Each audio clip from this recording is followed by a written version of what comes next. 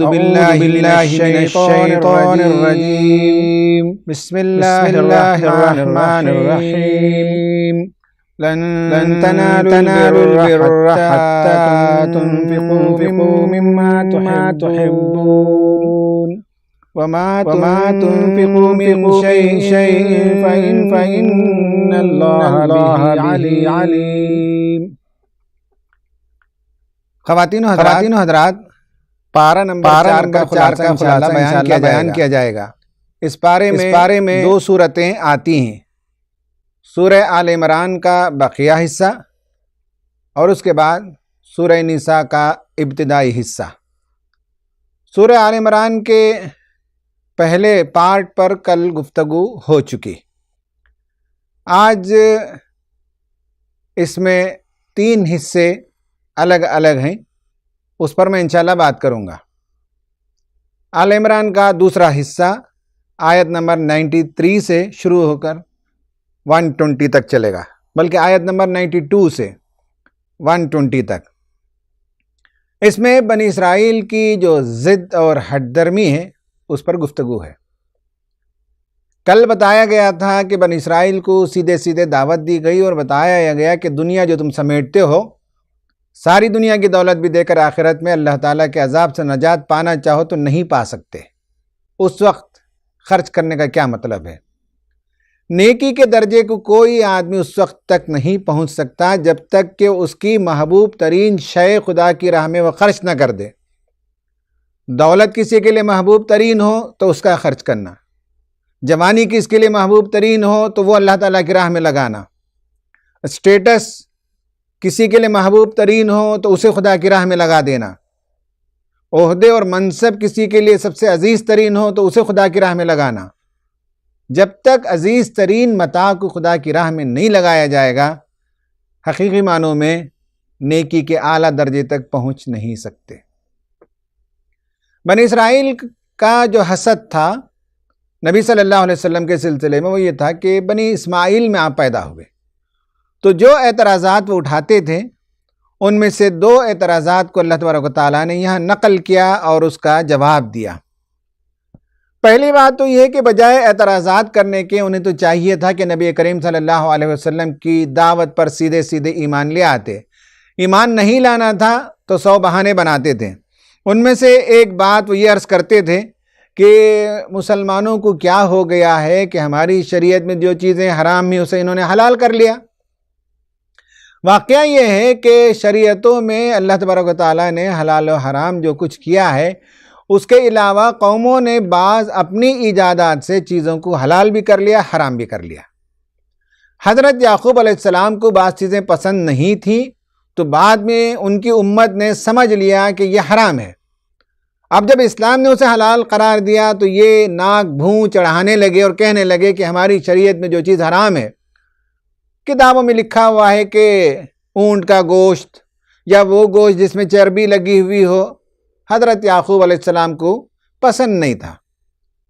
اب یہ ہے کہ لوگوں نے اسے پرماننٹ حرام سمجھ لیا، اسلام نے اسے حلال قرار دے دیا تو واویلا مچانے لگے۔ تو بتایا کہ یہ فقہی موشگافیاں چھوڑو اور صحیح اسپرٹ کے ساتھ اسلام کی تعلیمات کو قبول کرو۔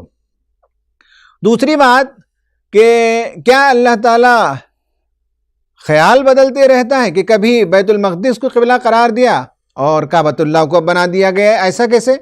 تو اللہ تبارک و تعالیٰ نے بتایا کہ تمہیں معلوم ہونا چاہیے کہ بیت المقدس کی تاریخ اور کعبۃ اللہ کی دونوں میں سب سے قدیم ترین گھر کعبۃ اللہ ہے۔ ان اول بیت وضع للناس للذی ببکۃ مبارکہ۔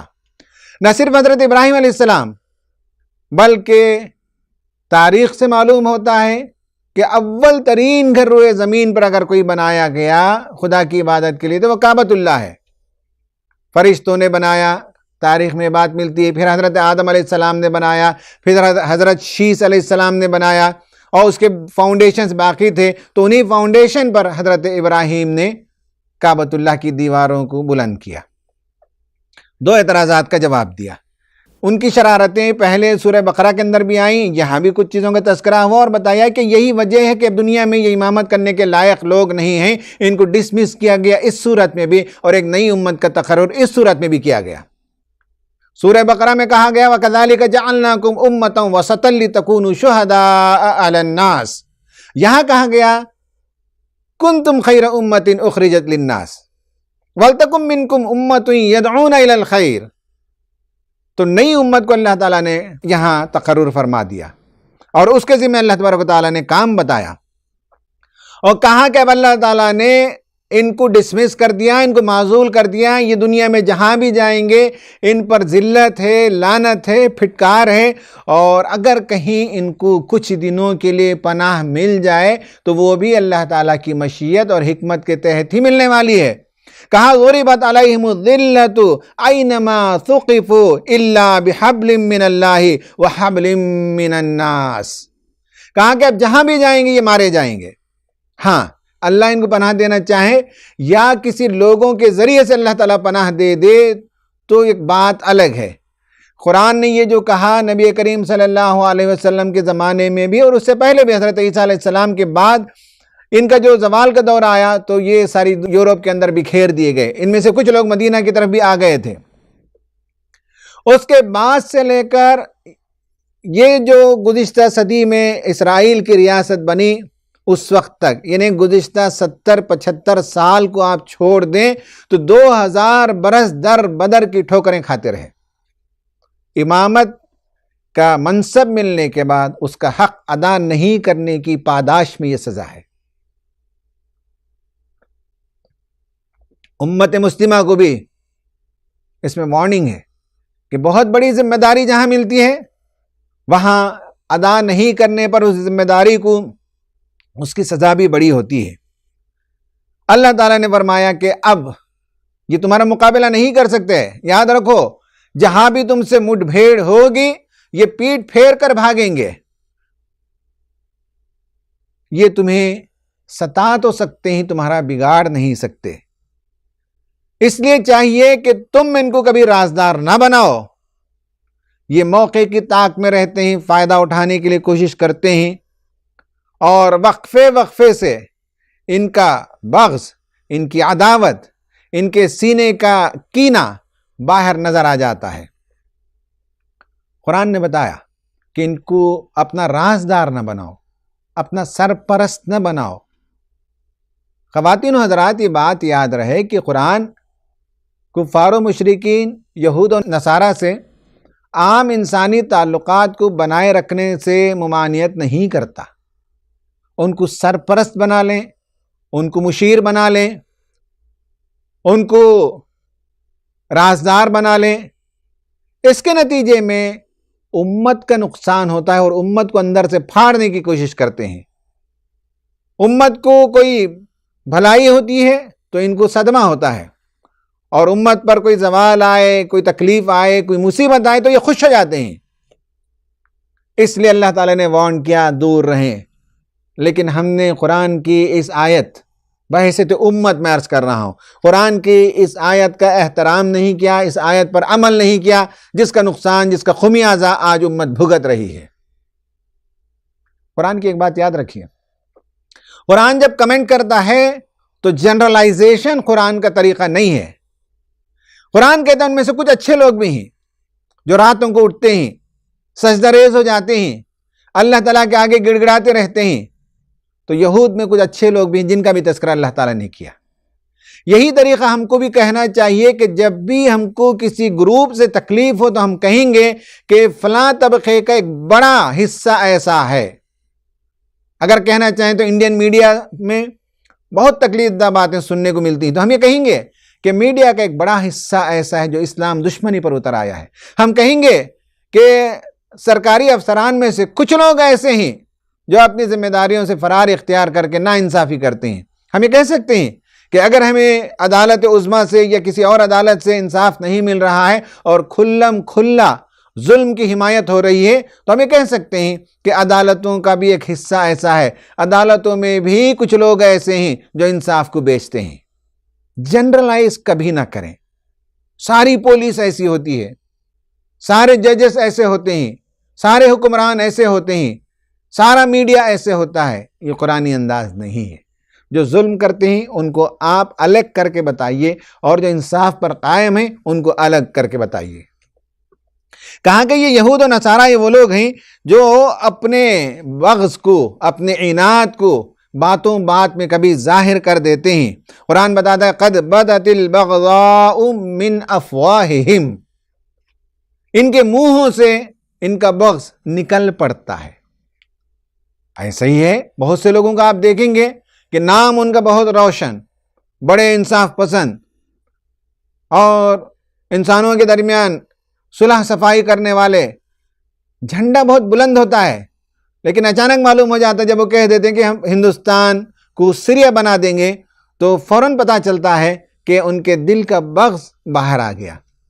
بعض ایسے مذہبی گروہ ہوتے ہیں جن کی باتیں بڑی اچھی لگتی ہیں، لیکن جب شہریت کا بل آ جائے یا گائے کے حوالے سے موب لنچنگ ہونے لگے تو اندر کا کینہ باہر آ جاتا ہے، بلی تھیلے سے باہر آ جاتی ہے اور پتہ چل جاتا ہے کہ کون کس طرف اپنی وفاداریاں رکھتا ہے۔ قرآن نے ہمیں بتایا ہے ان سب چیزوں پر غور کرنے کے لیے، کینلی آبزرو کرنے کے لیے۔ تو یہ پہلا حصہ یہاں آ کر ختم ہوتا ہے اور اللہ تعالیٰ نے بتایا کہ یہ تمہیں تکلیف تو پہنچانے کی کوشش کریں گے، لیکن اگر تم وَإِن تَصْبِرُوا وَتَتَّقُوا لَا يَضُرُّكُمْ كَيْدُهُمْ شَيْئًا، اگر تم صبر کا رویہ اختیار کرو اور تقوی پر قائم رہو تو ان کے قید، ان کا مکر تمہیں کچھ نقصان نہیں پہنچا سکتا۔ خواتین حضرات یہ بات یاد رکھیے، دو صفات صبر اور تقوی، صبر اور تقوی، صبر اور تقوی، قرآن میں کئی مرتبہ آیا ہے کہ جب تک یہ دونوں چیزوں کو تھامے رہیں گے دنیا میں تمہارا کوئی نقصان نہیں پہنچا سکتا۔ تمہارا پیر پھسل جائے، تم اپنے موقف سے ہٹ جاؤ، تم اللہ تعالیٰ کو ڈرنے کے بجائے کسی اور سے ڈرنے لگو تو پھر اس کے بعد اللہ تعالیٰ کی طرف سے کوئی گارنٹی نہیں ہے۔ غلبے کے لیے یہ دو صفات کا ہونا بہت ضروری ہے۔ یہ پہلا سیکشن ختم ہوا، آیت نمبر 92 سے شروع ہو کر آیت نمبر 120 تک بنی اسرائیل کو معزول کیا اور امت مسلمہ کو اللہ تعالیٰ نے امامت کے درجے پر فائز کیا اور بتایا کہ اللہ کا تقوی اختیار کرو، تم سب مل کر اللہ تعالیٰ کی رسی کو مضبوطی سے تھام لو، اور تم میں سے ایک گروہ ایسا ہونا چاہیے جو امر بالمعروف نہیں عن المنکر کا فریضہ انجام دے، اس لیے کہ تم بہترین امت ہو جو لوگوں کے لیے نکالی گئی ہے اور تم لوگوں کے درمیان امر بالمعروف نہیں عن المنکر کا کام کرتے ہو۔ یہ آیتیں اس میں آ گئیں۔ اس کا دوسرا سیکشن ہے وہ یہ کہ بے صبری اور تقوی کے خلاف رویہ اختیار کرنے کی ایک مثال اللہ تعالیٰ نے دی، وہ ہے غزوہ احد۔ غزوہ احد نبی صلی اللہ علیہ وسلم نے کفار و مشرکین کے ساتھ جو جنگ لڑی اس میں سیکنڈ نمبر کی جنگ رہی۔ جنگ بدر کے بعد یہ دوسرا موقع آیا، اور اگر حاجی حضرات مدینہ جاتے ہیں تو وہ دیکھتے ہیں کہ آج کل مدینہ شہر کے اندر ہی شامل ہے، کسی زمانے میں مدینہ سے باہر وہ علاقہ تھا، اب آپ جاتے ہیں تو وہ حیت، وہ کیفیت نظر نہیں آتی۔ کسی زمانے میں خود مجھے بہت پہلے جانے کا موقع ہوا تو وہ احد کا پورا علاقہ خالی تھا، سنسان تھا اور پہاڑ نظر آتے تھے۔ اب تو آبادیاں بس گئیں، اب تو اس کا پورا شیپ بدل دیا گیا۔ وہاں نبی صلی اللہ علیہ وسلم گئے، کفار و مشرکین مکے سے چڑھائی کرنے کے لیے آئے اور وہ 3000 کا لشکر لے آئے۔ نبی صلی اللہ علیہ وسلم 1000 لوگوں کو تیار کر کے لے گئے اور بیچ میں سے 300 منافقین واپس مدینہ چلے گئے۔ 700 لوگوں کو لے کر نبی صلی اللہ علیہ وسلم جنگ کی تیاری پر مورچہ سنبھالا، اور ایک چھوٹا سا ٹیلہ ہے وہاں کچھ صحابہ اکرام کو کھڑا کیا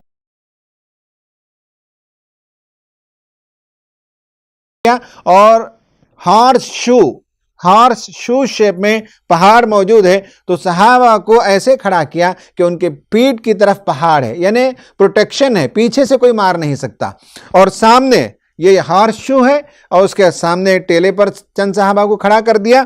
اب کفار و مشرکین کو آنے کا ایک ہی راستہ تھا۔ جنگ ہوئی، مسلمان اس میں جیت گئے، کفار و مشرکین بھاگنے لگے، تو جن لوگوں کو ٹیلے پر کھڑا کیا گیا تھا انہوں نے دیکھا کہ اب مشرکین بھاگ رہے ہیں تو مال غنیمت سمیٹنے کے لیے نیچے دوڑ کر آ گئے۔ حالانکہ رسول اللہ نے کہا کہ دیکھو اگر ہماری لاشوں کو کوے اور چیل نوچ کر کھانے لگے تب بھی تم کو اپنی جگہ کو نہیں چھوڑنا ہے۔ چھوڑ دیا انہوں نے، نیچے آ گئے۔ کفار و مشرکین کے سرداروں نے دیکھا کہ مورچہ خالی ہو گیا ہے تو وہ پیچھے سے گھوم کر آئے اور آ کر پھر ایک بار انہوں نے حملہ کر دیا۔ بہت نقصان ہوا مسلمانوں کا۔ 70 صحابہ اکرام رضوان اللہ تعالی علیہم اجمعین شہید ہوئے، نبی صلی اللہ علیہ وسلم کے دندان مبارک شہید ہوئے، آپ زخمی ہوئے، آپ کو بڑی تکلیف ہوئی، یہ سب کچھ واقعہ ہوا تو قرآن نے اس پر تبصرہ کیا۔ آیت نمبر 121 سے 189 تک قرآن نے تبصرہ کیا، اور یہ تبصرہ مسلمانوں پر 17 نکات کی شکل میں آپ کے سامنے پیش کروں گا۔ نمبر 1 یہ ہے کہ اس جنگ میں جیتی ہوئی جنگ تھی، ہار گئے مسلمان، تو اس میں پہلا جو فیکٹر تھا وہ یہ کہ اللہ پر بھروسہ رکھنا چاہیے تھا۔ جس رب نے بدر میں تمہاری مدد کی، فرشتوں کو بھیجا تمہاری مدد کے لیے، اور یہاں احد میں بھی اللہ تعالیٰ نے 5000 فرشتوں کو بھیجنے کا وعدہ کیا تھا، لیکن اللہ پر بھروسہ کرنے کے بجائے مال غنیمت کو لوٹنے کی طرف کچھ لوگ جب چلے گئے، اور 300 لوگ تو پہلے ہی منافقین چلے گئے تو کچھ لوگ باقی رہ گئے تھے، تو اللہ تبارک و تعالیٰ نے 3000 فرشتوں کو بھیجا، اور وہ اس وجہ سے مفسرین لکھتے ہیں کہ 300 لوگ جو چلے گئے اس کے عوض میں اللہ تعالیٰ نے کہا کہ 300 چلے جائیں تو کیا ہے 3000 فرشتے ہم بھیجتے ہیں۔ اللہ تعالیٰ کے لیے کوئی تعداد میں اس کے پاس کوئی کمی نہیں ہے، اس کے لشکر کی کوئی کمی نہیں ہے، لیکن صحابہ کرام کو بتانے کے لیے کہ تمہیں غم کرنے کی ضرورت نہیں ہے، اگر تمہارے جتھے سے 300 لوگ الگ ہو کر چلے جاتے ہیں تو 3000 فرشتوں کو اللہ تعالیٰ نے بھیجا۔ اس پر بھروسہ کرنے کے بجائے مال و دولت کی طرف لوگ متوجہ ہو گئے تو جیتی ہوئی جنگ ہار گئے۔ دوسرا کمنٹ یہ تھا کہ اس نقصان کے پیچھے اصل میں زر ذہن تھا، دنیا پرستی کا ذہن تھا، بخل، نفرت، غضب، یہ سب دنیا پرستی کے ساتھ، زر پرستی کے ساتھ آتا ہے، تو یہ دوسری وجہ ہے۔ تیسری وجہ یہ ہے کہ رسول کی اطاعت میں کمی ہو گئی۔ رسول نے کہا کہ اس ٹیلے کو نہیں چھوڑنا ہے، اس پہاڑی کو نہیں چھوڑنا ہے، لیکن اطاعت میں کمی آ گئی۔ چوتھے نمبر پر مسابقت، کمپٹیشن، دوڑ دھوپ، بجائے اس کے کہ وَسَارِعُوا إِلَى مَغْفِرَةٍ مِّن رَبِّكُمْ وَجَنَّةٍ عَرْضُهَا السَّمَاوَاتُ وَالْأَرْضِ، آسمانوں زمین کی وسعت جیسی جو جنت ہے، اس جنت کے لیے اور اللہ کی مغفرت کے لیے دوڑ لگانے کے بجائے مال و دولت کی طرف لوگ غنیمت کی طرف دوڑ لگانے لگے، مسابقت کرنے لگے۔ حضرات آج ہمارے درمیان بھی ایسا ہی ہو چکا ہے۔ ہماری مسابقتیں کس پر ہیں؟ ہمارا اجتماع کتنا عظیم الشان ہوتا ہے، ہمارے گاؤں کی مسجد کتنے کروڑ روپے کی بنی ہے، مدرسے کے لیے کتنا بڑا چندہ لے کر آئے، اور اداروں کے عہدوں پر کتنے سال سے براجمان ہیں، ان چیزوں پر ہماری مسابقت ہے۔ حالانکہ مسابقت نیکی کو پھیلانے میں، ظلم کے خاتمے کے لیے، انصاف کے قیام کے لیے، بندگان خدا کی خدمت کے لیے، علمی معاملے میں اسلام کی خدمت کرنے کے لیے مسابقت ہونی چاہیے تھی۔ اس کو چھوڑ کر ہم نے اور بہت سے امور میں مسابقت کرنا سیکھ لیا۔ نمبر 5 وہ ہے کہ انفاق کرنا، اس میں کمی ہو گئی۔ کھلے چھپے ہر حال میں انفاق کرو تو اللہ تعالیٰ کی مدد آئے گی۔ نمبر 6 غلطیوں کا اعتراف کرنا چاہیے۔ اللہ تعالیٰ نے بتایا کہ غلطی کا اعتراف جو لوگ کرتے ہیں وہ اس بات کا اظہار کرتے ہیں those who accept their mistakes they express that they have grown mature, they have grown up a little better۔ وہ اس بات کا اظہار کرتے ہیں کہ اب وہ بہتر ہو چکے ہیں، میچیورٹی ان کے اندر آ گئی ہے۔ نمبر 7 کہا کہ غم نہ کرو۔ یہ جو واقعات ہوئے ہیں یہ آزمائش کے لیے ہیں، جنت کے لیے ہے، تو غم کرنے کی ضرورت نہیں ہے۔ نمبر 8 موت ہر ایک کو آنی ہے، اور موت پر آدمی کفے افسوس ملے، مر جانے پر کہے کہ اگر ہماری بات مانتے تو یہ لوگ مرتے نہیں، یہ اور اس طرح کی جو باتیں کرتے ہیں یہ نادانی کی باتیں ہیں۔ یہاں تک کہ نبی صلی اللہ علیہ وسلم جن کے بارے میں یہ افواہ اڑا دیا گیا کہ آپ صلی اللہ علیہ وسلم نعوذ باللہ شہید ہو گئے، تو بہت سے لوگ میدان چھوڑ کر بھاگنے لگے، تو کہا کہ موت تو سب کو آنی ہے۔ کمنٹ نمبر 8 موت ہر ایک کو آنی ہے، اور مسلمانوں کو جس چیز نے پسپا کیا وہ ان کی دنیا پرستی تھی، اور شیطان نے ان کے قدم ڈگمگا دیے، بھاگتے چلے جا رہے تھے۔ اللہ تعالیٰ نے اس کی سزا یہ دی، غم پر غم دیا۔ نمبر 9 یہ ہے کہ تقدیر پر یقین ہونا چاہیے۔ لوگ کہتے تھے کہ اگر میدان کو نہ جاتے تو مارے نہ جاتے، کہا کہ نہیں، میدان کو جاتے کیا، گھر میں بیٹھتے، لوہے کے قلعوں کے اندر بھی تم اپنے آپ کو جو ہے مقید رکھتے، تب بھی وہاں تمہیں موت آ جاتی۔ نبی صلی اللہ علیہ وسلم کو ایک بات کی تعلیم دی، نمبر 10 وہ یہ ہے کہ فَبِمَا رَحْمَةٍ مِّنَ اللَّهِ لِنْتَ لَهُمْ، یہ اللہ تعالیٰ کی رحمت ہے کہ آپ بہت نرم خو واقع ہوئے ہیں. وَلَوْ كُنْتَ فَظًّا غَلِيظَ الْقَلْبِ لَانفَضُّوا مِنْ حَوْلِكَ. اگر آپ سخت دل واقع ہوتے تو لوگ آپ سے دور ہو جاتے. تو کہا کہ فَاعْفُ عَنْهُمْ، معاف کرو ان کی غلطیوں کو. وَاسْتَغْفِرْ لَهُمْ، ان کے لیے استغفار کرو. وَشَاوِرْهُمْ فِي الْأَمْرِ، اور انہیں اس کے بعد شریک مشورہ رکھو. فَإِذَا عَزَمْتَ فَتَوَكَّلْ عَلَى اللَّهِ، جب کسی بات کا فیصلہ کر لیں تو اللہ پر توکل کر کے اس کام کو کر جائیے. یہ نمبر 10. کمنٹ نمبر 11 یہ ہے کہ منافقین نے آپ پر خیانت کا الزام لگایا. اس کو بتایا گیا کہ آپ صلی اللہ علیہ وسلم کا مقام بہت بلند ہے، آپ لوگوں کے تزکیے کے لیے آئے ہیں اور آپ سے یہ توقع نہیں کی جا سکتی کہ لوگوں کے ساتھ وہ خیانت کریں. نمبر 12 یہ ہے کہ باہر جا کر لڑنے پر بعض لوگوں کو افسوس تھا کہ شہر میں ہوتے تو اچھا تھا. تو قرآن نے کہا یہ سب بیکار کی باتیں ہیں. جن کو جانا تھا باہر وہ گئے، لڑنا تھا لڑائی ہوئی، جن کو شہید ہونا تھا وہ شہید ہوئے، اور شہیدوں کو مردہ نہ سمجھو، وہ خدا کے پاس بہت بلند مقام رکھتے ہیں. نمبر 13 یہ ہے زخم کھانے کے بعد بھی جو لوگ رسول اور خدا کی آواز پر لبیک کہے ان کا ایمان بڑھ گیا، ان کا اجر ضائع نہیں ہوگا. ان کا کلمہ یہی تھا، حسبنا اللہ ونعم الوکیل، اللہ تعالی ہمارے لیے کافی ہے، وہی ہمارا کارساز ہے، یہ کہا کرتے تھے. نمبر 14 کافروں کی چلت پھرت تمہیں غمگین نہ کر دے. ان کی حکومتیں، ان کی دولت، ان کے پیچھے دنیا کی قوت، میڈیا کی قوت، پیسوں کی قوت، ان سب کو دیکھ کر تمہیں غمگین ہونے کی ضرورت نہیں ہے. ہمارے بہت سے لوگ ان کی باتوں کو، ان کی قوتوں کو پرچار کر کر کے لوگوں کو غمگین کراتے ہیں. قرآن نے کہا نہیں، کافروں کی چلت پھرت سے مروب ہونے کی ضرورت نہیں ہے. وَلَا تَخَافُوهُمْ، ان سے نہ ڈرو. وَخَافُونِي إِن كُنتُم مُؤْمِنِينَ، مجھ سے ڈرو اگر تم ایمان رکھتے ہو. اور اس کے بعد نمبر 15 یہ کہا کہ یہ افتاد جو آئی ہے وہ خبیث کو طیب سے الگ کرنے کے لیے ہے. نمبر 16 یہ بتایا گیا کہ بخل اچھی چیز نہیں ہے، اس کے بجائے انفاق کرو. نمبر 17 یہ کہا گیا کہ جان و مال کی آزمائشیں بھی آئیں گی اور بہت کڑوی کسیلی باتیں بھی سننے کو تمہیں ملیں گی. قرآن نے کہا وَلَتَسْمَعُنَّ مِنَ الَّذِينَ أُوتُوا الْكِتَابَ مِن قَبْلِكُمْ وَمِنَ الَّذِينَ أَشْرَكُوا أَذًى كَثِيرًا. جن لوگوں کو کتاب دی گئی اس سے پہلے وہ اور مشرکین، ان دونوں کی طرف سے تمہیں اذیتناک باتیں سننے کو ملیں گی. وَإِن تَصْبِرُوا وَتَتَّقُوا، صبر کا رویہ اختیار کرو، تقوی کا رویہ اختیار کرو تو یہ تمہارے لیے خیر ہے، بہتر ہے. فَإِنَّ ذَلِكَ مِنْ عَزْمِ الْأُمُورِ، یہ بہت ہی بلند حوصلے والے لوگوں کی صفات ہیں. شروعات میں بھی یہی باتیں آئیں وَإِن تَصْبِرُوا وَتَتَّقُوا، اس کے اختتام پر بھی یہی آیت آئی کہ وَإِن تَصْبِرُوا وَتَتَّقُوا.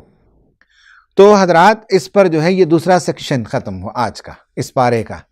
تیسرا سیکشن جو ہے وہ اختتامیہ ہے، ان فی خلق السماوات والارض واختلاف اللیل والنہار، آیت نمبر 190 سے 200 تک، جس میں مسلمانوں کو بتایا گیا کہ مسلمان وہ ہوتے ہیں جو کائنات پر غور و فکر کرتے ہیں، اور فکر کرنا، سوچنا، کنٹمپلیشن کرنا، آئیڈیا لے آنا، یہ ان کا کام ہوتا ہے. وہ لکیر کے فقیر نہیں ہوتے، وہ مک کر کوئی کام نہیں کرتے، بلکہ انوویٹیو ہوتے ہیں، کریٹیو ہوتے ہیں، سوچتے ہیں، اور اس کے ساتھ ساتھ اللہ تعالیٰ کو یاد کرتے رہتے ہیں، اٹھتے بیٹھتے لیٹتے اس سے دعائیں کرتے رہتے ہیں، استغفار کرتے رہتے ہیں. آخر میں مسلمانوں کو بتایا گیا جو ہوا سو ہوا جنگ احد میں، لیکن آئندہ کے لیے یاد رکھو کہ تم جو ہے صبر سے کام لو، ثابت قدم رہو، ایک دوسرے کے ساتھ مربوط رہو، مقابلے کی تیاری کرو اور اللہ سے ڈرتے رہو، تو پھر اس کے بعد تمہارے ہی لیے کامیابی ہے. یہ تیسرا پارٹ ہو گیا. چوتھا پارٹ اس پارے کے اندر وہ ہے سورہ نساء کی شروعات ہوتی ہے، اور سورہ نساء میں آیت نمبر 1 سے آیت نمبر 23 تک باتیں آئی ہیں. ان میں سورہ نساء شریعت کی صورت ہے، قوانین کی صورت ہے. سورہ بقرہ میں بھی آپ نے دیکھا کہ کافی شریعت کے قوانین. اس صورت میں بیچ میں صحابہ کرام کو اور مسلمانوں کو بتایا گیا کہ حق و باطل کی کشمکش میں تمہیں کیا صفات پیدا کرنی چاہیے، اور تمہیں امامت کے درجے پر جو فائز کیا گیا اس کے مطابق کیسی زندگی ہونی چاہیے. پھر اس کے بعد شریعت آ رہی ہے سورہ نساء کے اندر. اس میں ایک عہد آفرین اعلان کیا گیا. پہلی آیت میں اللہ تبارک مسلمانوں کو بتایا، انسانوں کو بتایا، یا ایھا الناس اتقوا ربکم الذی خلقکم من نفس واحدہ وخلق منها زوجها وبث منہما رجالا کثیرا ونساء.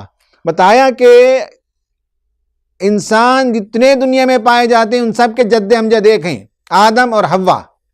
جس ملک میں ہم رہتے ہیں یہاں یہ آئیڈیا گم ہو گیا کہ سارے انسانوں کے بارے میں یہ خیال کہ وہ ایک ماں باپ کی اولاد ہیں، ایسا نہیں ہے. یہاں کچھ لوگ اعلیٰ و عرفہ مقام رکھتے ہیں، یہاں کچھ لوگ ادنا ہیں، یہاں کچھ لوگ طبقہ اشرافیہ سے تعلق رکھتے ہیں اور کچھ لوگ طبقہ اراذیل سے تعلق رکھتے ہیں۔ انسانوں کے درمیان چھوت چھات کا نظام ہے، انسانوں کے درمیان اونچ نیچ کا نظام پایا جاتا ہے۔ قرآن نے بتایا نہیں، سارے انسان بنی آدم کی اولاد ہیں۔ اس کے بعد اس پارے میں 8 قوانین، شریعت کے 8 احکام بیان کیے گئے۔ نمبر 1، یتیم کے مال کی حفاظت کرو۔ نمبر 2، ضرورت ہو تو 2 3 4 عورتوں سے شادی ہو سکتی ہے، لیکن عدل نہ کر سکو تو ایک ہی پر اکتفا کرو۔ حکم نمبر 3، مہر دیا کرو، عورتوں کو مہر دیا کرو، مہر کے ذریعے سے وہ تمہارے لیے حلال ہوتی ہیں۔ مہر ایک معنوں میں سوشل سیکیورٹی کا اماؤنٹ ہے، اتنی رقم کہ جس کے نتیجے میں کچھ ہو جائے تو عورت 1-2 سال کی زندگی بسر کر سکے۔ مہر ایسی دی جاتی تھی پہلے، اس کے بعد اس میں زوال آیا تو بس ایک ٹوکن اماؤنٹ بعض لوگ دیتے اور بعض لوگ قرض رکھ دیتے تھے۔ تو مہر اچھی خاصی رقم عورت کو دینے کے لیے بتایا گیا کہ مہر دے کر عورت سے شادی کرو۔ نمبر 4، میراث کا قانون آیا، بہت انقلابی قانون ہے۔ اس سے پہلے دنیا میں ایسا کبھی نہیں ہوتا تھا کہ جس میں بتایا گیا کہ مردوں کا بھی ایک حصہ ہے، عورتوں کا بھی حصہ ہے، مردوں کو دگنا ملے گا، عورتوں کو سنگل ملے گا۔ اس کی وجوہات ہیں، اور یہ بتایا گیا کہ منفیت کی بنیاد پر نہیں ہے، کون قریب ترین ہے اس کی بنیاد پر جو ہے مال و دولت تقسیم ہوگی مرنے کے بعد، اور اس میں جو مرنے والا قرض چھوڑا وہ پہلے وہ ادا کیا جائے، پھر اس کے بعد اس نے اگر کسی کو وصیت کی ہے تو اس وصیت کے مطابق 1/3 کسی مدرسے کو، کسی جماعت کو، کسی نیک کام میں لگانا چاہیں تو وہ وصیت کے بعد جو مال بچ جائے اس میں ان کے جو رشتہ دار ہوں گے، اس کا ایک قانون ہے، اس کا ایک پورا سسٹم ہے، اس کے مطابق مال تقسیم ہوگا۔ تلک حدود اللہ، یہ اللہ تعالیٰ کے حدود ہیں، یہ اسے توڑنا نہیں چاہیے۔ میراث کے سلسلے میں آج امت کے اندر غلطیاں پائی جاتی ہیں، عورتوں کا حق نہیں دیا جاتا ہے۔ کہا کہ نہیں، اللہ تعالیٰ نے جن جن کو جیسے حق بتایا ہے اس کے مطابق میراث کا مال تقسیم ہونا چاہیے۔ نمبر 5، بدکار عورتوں کو سزا دو، گھر میں باندھ کر رکھو، یا تو توبہ کریں یا کوئی قانون آ جائے تو بعد میں چل کر جب سورہ نور نازل ہو گئی تو اس میں اللہ تبارک و تعالیٰ نے قانون بتا دیا۔ نمبر 6، عورتوں کے ساتھ حسن سلوک کرو۔ بہت شاندار بات، کہ اس سے پہلے کبھی یہ باتیں اس طرح کی نہیں آئیں کہ عورتوں کے ساتھ بھلائی کرو، عورتوں کو ان کے حقوق دو، ان کے ساتھ عزت کا سلوک کرو، ان کے ساتھ بھلائی کرو، یہ سب چیزیں بتائی گئیں۔ اور بتایا کہ ایک بات اگر تمہاری عورت میں پسند نہ آئے تو یاد رکھو کہ اللہ تعالیٰ بہت سی خوبیاں اس کے اندر رکھا ہوگا اور وقت آنے پر وہ خوبیاں نظر آئیں گی، اس لیے کسی ایک بات جو تمہیں ناپسند ہو اس کی بنیاد پر جھگڑا نہیں ہونا چاہیے۔ اور اس کے بعد نمبر 7، سوتیلی ماؤں سے نکاح حرام قرار دیا گیا۔ اور نمبر 8، حرمت والے رشتے بتائے گئے۔ 14 رشتے وہی جو حرمت عبدیہ میں آتے ہیں، یعنی ہمیشہ کے لیے وہ رشتے حرام ہیں، ماں ہے، خالہ ہے، پھوپھی ہے اور بہن ہے، اس طرح تفصیل ہے 14۔ اس کے بعد ایک ہے وہ 2 بہنوں کو ایک نکاح میں شامل نہیں رکھا جا سکتا۔ اس کا مطلب یہ ہوا کہ سالی جو ہوتی ہے وہ حرمت عبدیہ میں نہیں ہے، وہ پرماننٹ حرام نہیں ہے۔ بیوی کے ہوتے ہوئے سالی سے نکاح نہیں ہو سکتا، کسی وجہ سے بیوی کا انتقال ہو جائے یا بیوی کسی وجہ سے شوہر سے جو جدائی اختیار کر لے تو اس کی بہن سے شادی کرنے میں بعد میں کوئی مضائقہ نہیں ہے، لیکن بحیات 2 بہنوں کو ایک ساتھ نکاح میں نہیں رکھا جا سکتا۔ حرمت عبدیہ میں 14 لوگوں کی فہرست ہے، اور اس کے بعد پلس ایک وہ ہے کہ حرمت عبدیہ تو نہیں ہے لیکن جب تک بیوی ہے تب تک اس کی بہن سے شادی نہیں ہو سکتی۔ اس پر یہ پارہ ختم ہوتا ہے، اور یہاں تک 8 شریعت کے قوانین آ گئے۔ انشاءاللہ کل ہم مزید شریعت کے جو قوانین آ رہے ہیں اس پر گفتگو کریں گے آگے۔ اللہ تعالیٰ سے دعا ہے کہ اللہ تبارک و تعالیٰ ہمیں بنی اسرائیل کی جو بغاوتیں، جو سرکشیاں تھیں، اس طرح کی بغاوتوں اور سرکشیوں سے بچنے کی توفیق عطا فرمائے۔